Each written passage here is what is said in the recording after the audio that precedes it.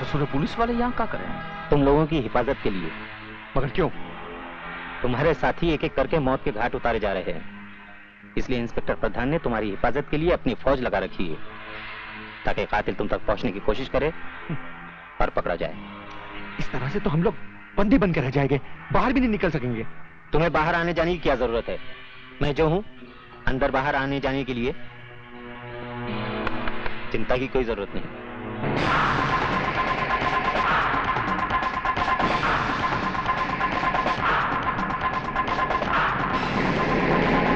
रोक दे भैया, गाड़ी रोक दे। साले लंगोटी की तरह चिपके हुए हैं।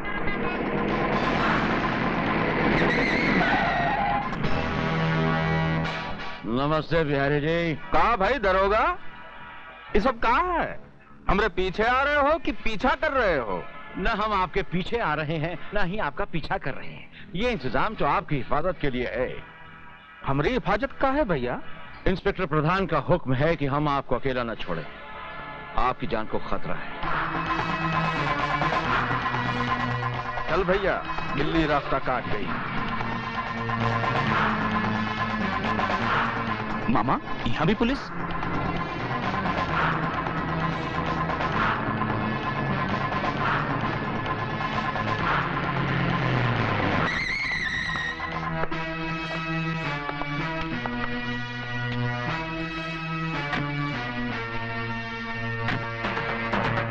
दरोगा जी, ये सब कहाँ है भैया? हमारा बंगला का गुड़ का ढेला है जो तुम्हारी खाकी वर्दी वाली चींटियों ने घेर रखा है। बिहारी जी, ये चींटियां नहीं है, ये वो खंबे हैं जिन्होंने आपकी जिंदगी के मकान को थाम रखा है, वरना मौत तो इसमें अब तक दाखिल होगी होती है। क्या मतलब? बिहारी जी, उस दिन पुलिस स्टेशन में आपकी बातें सुनने के बाद मैंने बहुत गौर किया, तो मुझे एहसास हुआ कि आप ठीक थे। दरअसल राजू गलत है। बहन की मौत ने उसे पागल कर दिया है, एक तूफान बना दिया है, और वो तूफान जुर्म के रास्ते कभी भी आपके घर तक पहुंच सकता है। तो आप तो खड़े खड़े वर्दी को धूप दिखा रहे हैं। अब भैया जाइए ना, पकड़िए ना मुझको को। उस मुजरिम को पकड़ने के लिए तो ये जाल बिछाया है। अरे लेकिन ये जाल हमरे सर पे तो न धरो भाई।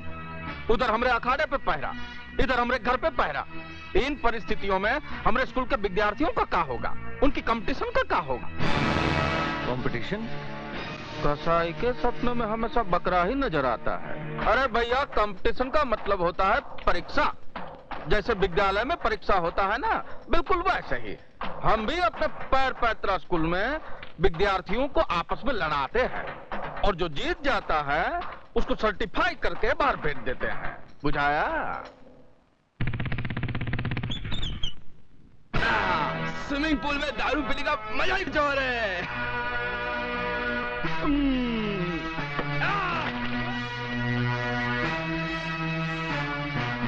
क्या तकदीर है भाई। पहले ये स्विमिंग पूल में सुंदर सुंदर कन्याएं नहाया करती थी, अब ये भैंसा जल कीड़ा कर रहा है।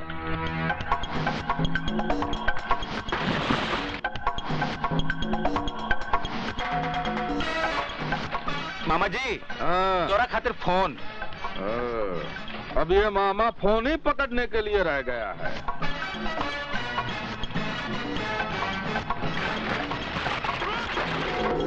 अरे भैंसा कहाँ गया भाई? मछरिया बन के अंदर ही घुसा हुआ है का?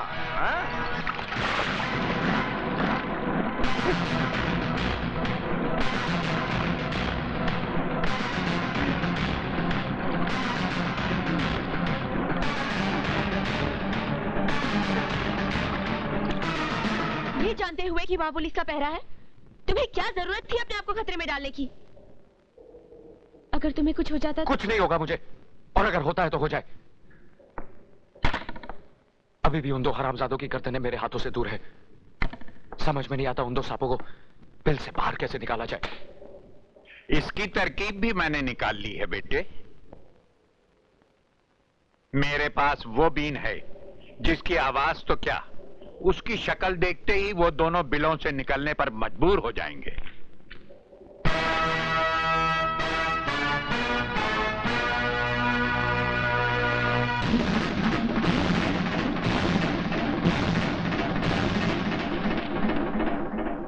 क्या मैं पूछ सकता हूँ किसकी इजाजत से आपने इस कंपटीशन का ऐलान किया? शहर की तमाम दीवारों पर ये पोस्टर्स लगे हुए हैं। दरोगा जी, तुम शकल से तो इतने बुड़बक नहीं लगते जितने बनने की कोशिश कर रहे हो। अरे भैया, हम तो दिन रात तुम्हारी नजर के पहरे में हूँ। हम कैसे पोस्टर छपवा कर लगा सकता हूँ? ये ससुरा कंपटीशन कैसे लड़ सकता है? ये तो हमारे स्कूल का विद्यार्थी है ही नहीं, ये तो राजू है। ओह राजू, हाँ। I see। हम इंस्पेक्टर जरा दूसरे किस्म के हैं। बिहारी जी, आप एक काम कीजिए, आप कंपटीशन की तैयारियां शुरू कीजिए। राजू को गिरफ्तार करने के लिए आपके अखाड़े से अच्छी जगह हो ही नहीं सकती। हट, हट, हट। अरे नीचे रखो। क्या हो गया? शर्म नहीं आती का? इधर तुम शराब पी रहे हो और उधर प्रधान हमारा खून। पुलिस वाले होकर राजनीति खेलते हो। भूले नहीं ना हो, हम भी बिहार का हूँ। यूपी बिहार में बच्चा माँ की कोख से राजनीति सीख कर निकलता है। ऐसा राजनीति पैतरा लगाऊंगा कि तुम्हारा प्रधान प्रधानी भूल जाएगा। मैं मतलब नहीं समझा। जब अकल बट रही थी तब हफ्ता लेने गया था तू, हाँ? ये ले, और मेरी बात गौर से सुन। हाँ, तूने कहा था ना राजू की माँ डॉक्टरनी के पास है। हाँ। उठा ला साली को, और उसका लौंडा है ना, उसको अखाड़ा पहुंचने से पहले ही नरक पहुंचा दो। उसकी माँ अखाड़े में राख डाल कर गई थी। हम उनके चरण कमलों में उसके बेटे की लाश अर्पण करेंगे।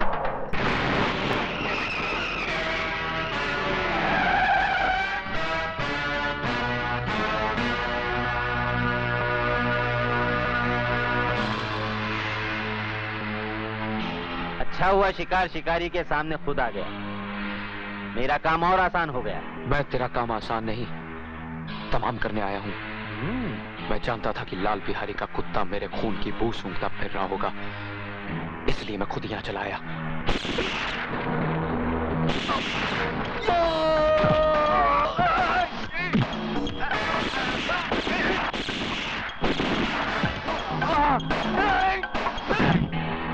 अब गोलियां भी खत्म हो चुकी हैं।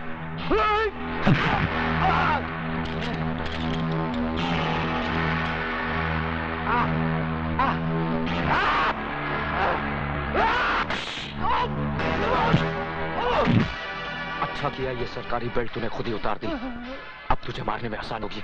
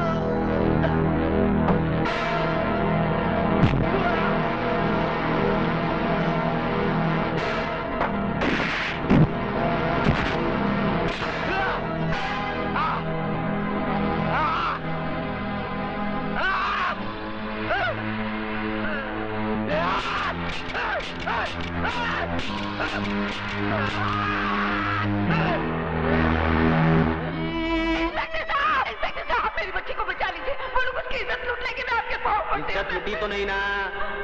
जब इज्जत लुट जाएगी कंप्लेंट लिखाने चली आना।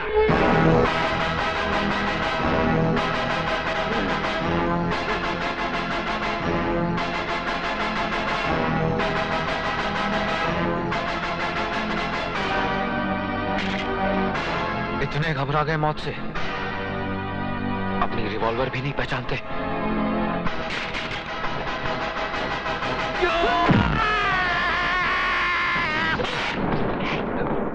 आइए इंस्पेक्टर साहब, आइए।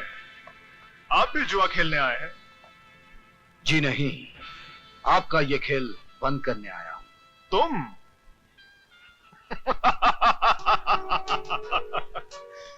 ये खेल तो तुम्हारा बाप भी बंद नहीं कर सकता इंस्पेक्टर।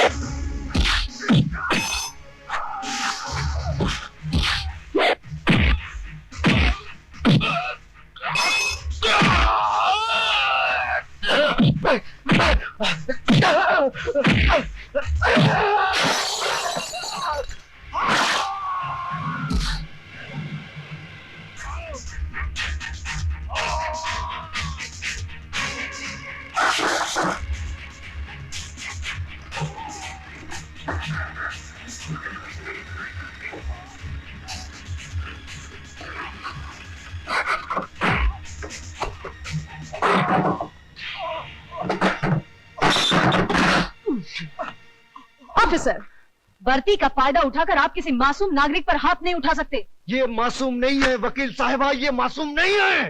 होश में आइए इंस्पेक्टर साहब। हर आदमी तब तक निर्दोष होता है जब तक अदालत उसे मुजरिम करार नहीं देती। क्या आपके पास इस जगह को रेड करने का ऑर्डर्स है? हाँ है, ऑर्डर्स हैं, लेकिन ये ऑर्डर्स मुझे किसी अफसर या जज ने नहीं दिया।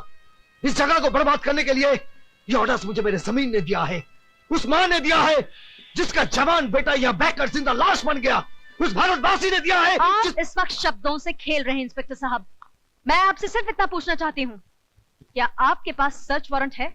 मैडम, वैसे तो हम पर किसी का कोई जोर चलता नहीं है, पर अगर इंस्पेक्टर साहब इस मिडनाइट क्लब की तलाशी लेना चाहें तो शौक से ले सकते हैं। You are welcome. या आई बी वेलकम।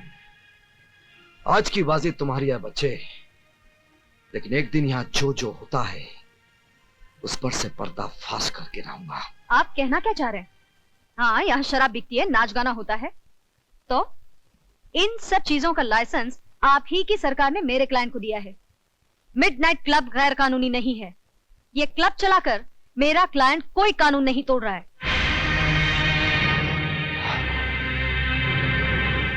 आप ठीक कहती हैं वकील साहबा, यहाँ कानून नहीं इंसान टूटते हैं,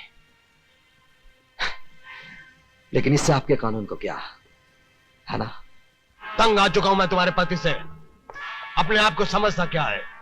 मेरे पास लाइसेंस है, परमिट है, उसके बावजूद जम उड़ाता है, छापे मारता रहता है। चुप हूं मैं सिर्फ तुम्हारी वजह से, वरना जिस तरह बकरी की खाल उतारते हैं ना, उसी तरह उसकी वर्दी उतार देता। लेकिन अब मैडम, अब मैं खामोश रहने वाला नहीं हूं, उसका ट्रांसफर करवा कर ही रहूंगा मैं।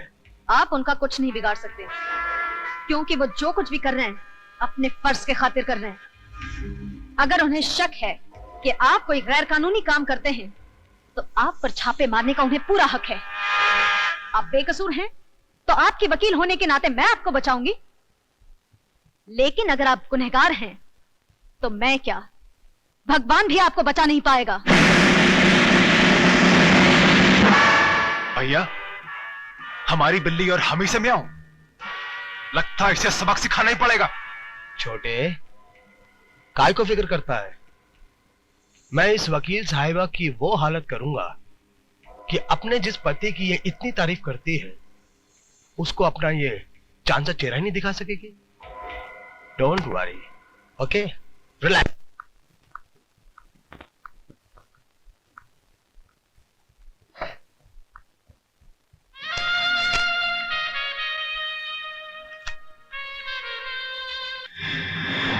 अपनी बेटी की बारी आई तो इतना गुस्सा आ गया। हाँ? मतलब? दुनिया में इसे खाकर कितने लोग मर रहे हैं, कभी तुमने सोचा है? इसका कारण कौन है तुम जानती हो? कौन? जे जे। ये कहाँ मिली तुम्हें? मिडनाइट क्लब में। आपने मुझे बताया क्यों नहीं? क्या फायदा? क्या ब्राउन शुगर की एक थैली ये साबित कर सकती है कि मिडनाइट क्लब में इसका धंधा होता है? अदालत में यह भी तो दावा किया जा सकता है कि यह थैली क्लब के किसी ग्राहक की जेब से मिली है ना? यू नो द गेम किरण, तुम बहुत बार ये गेम खेल चुकी हो। लेकिन किरण, ये पैकेट न जाने कितने जवान लाशों को निगल चुकी है और आगे भी कितने निगल जाएगी। लेकिन फिर भी जे इसे बेचने से नहीं डरेगा, क्योंकि तुमने उसका डर दूर किया है। Take it easy, Mrs. Saxena. Let's be civilized. जिंदगी कितनी भी क्यों ना हो, हमें अपनी तमीज नहीं भूलनी चाहिए। मिस्टर चेचे, मैं आपसे ये पूछने आई हूँ, क्या आपके क्लब में ड्रग्स का धंधा होता है? Of course, Mrs. Saxena. अब वक्त आ गया कि हम आपको जेजे कॉर्पोरेशन का डायरेक्टर बनाते हैं। Congratulations and welcome as a director. मुझे खरीदने की कोशिश मत करो चेचे। इसकी जरूरत नहीं पड़ेगी। आप हमारी कानूनी तोप होने के नाते पहले से ही बिक चुकी। ये झूठ है। मैंने किसी गैर कानूनी काम में आपका साथ नहीं दिया और न दूंगी। बेशक, बल्कि आपने हमारे हर काले धंधे को कानूनी चोला पहनाकर दुनिया की नजरों से ढका है। क्या? आपको यकीन नहीं हो रहा ना मिसेस सक्सेना कि आप किन किन कारनामों में हमारी भागीदार हैं?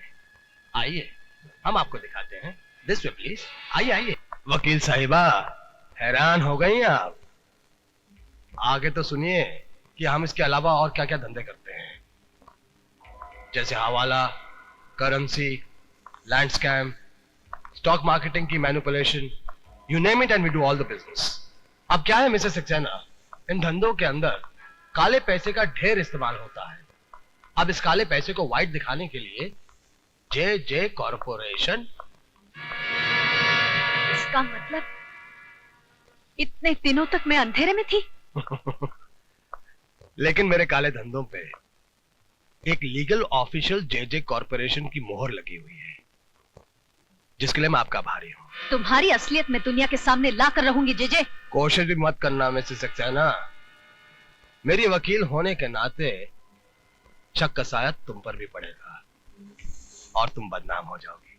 तुम्हें बर्बाद करने के लिए मुझे हर बदनामी मंजूर है। कुछ नहीं होगा, मैं अकेला नहीं हूँ। इस मुल्क की बड़ी बड़ी महान हस्तियां मेरे साथ हैं। इतना भी घमंड मत कर जेजे, क्योंकि मेरा देश इतना कमजोर नहीं कि तुम जैसे मौका परस्त कीड़े और तुम्हारी फैलाई इस भ्रष्टाचार की बीमारी को जड़ से उखाड़ कर फेंक भी न सके।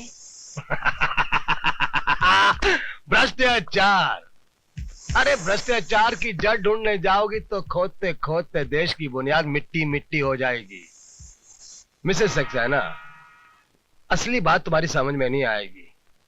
भ्रष्टाचार इस देश के अंदर एक बीमारी नहीं, बल्कि एक धंधा है, धंधा।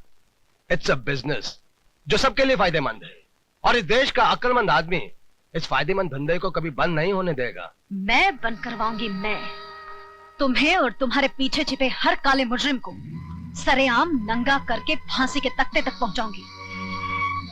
अब मेरा कानून तुम्हारी ढाल नहीं, इंसाफ की तलवार बनेगा। तो जल्दी कीजिए मैडम, वक्त बीता जा रहा है।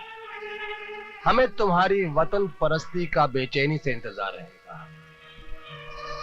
प्लीज।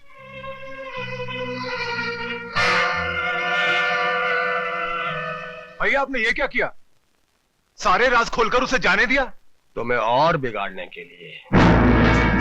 इस वकील साहिबा की पहले तुम इज्जत लूटो, फिर इसके जिस्म के चिथड़े चिथड़े कर दो छोटे। ठीक है भैया।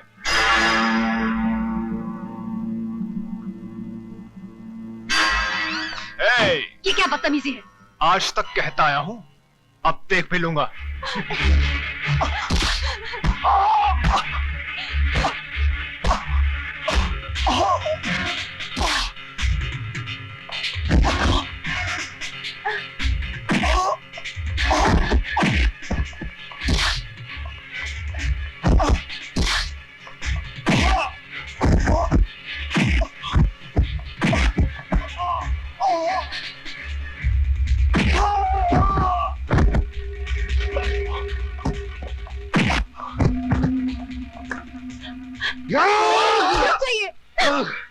जानवर को मार के अपने हाथ अपनी वर्दी क्यों खराब करना चाह रहे हैं?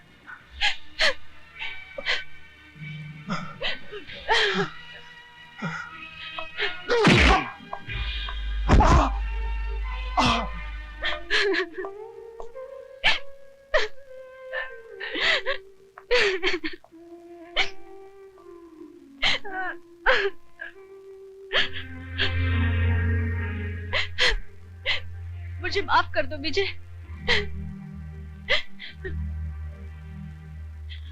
नहीं किरण, आज के बाद हमारी इस छोटी सी दुनिया में कोई आंसू नहीं बहाएगा। तुम थोड़ी देर आराम कर लो, मुझे एक काम करना है। सिर्फ तुम्हें नहीं, हमें मिलकर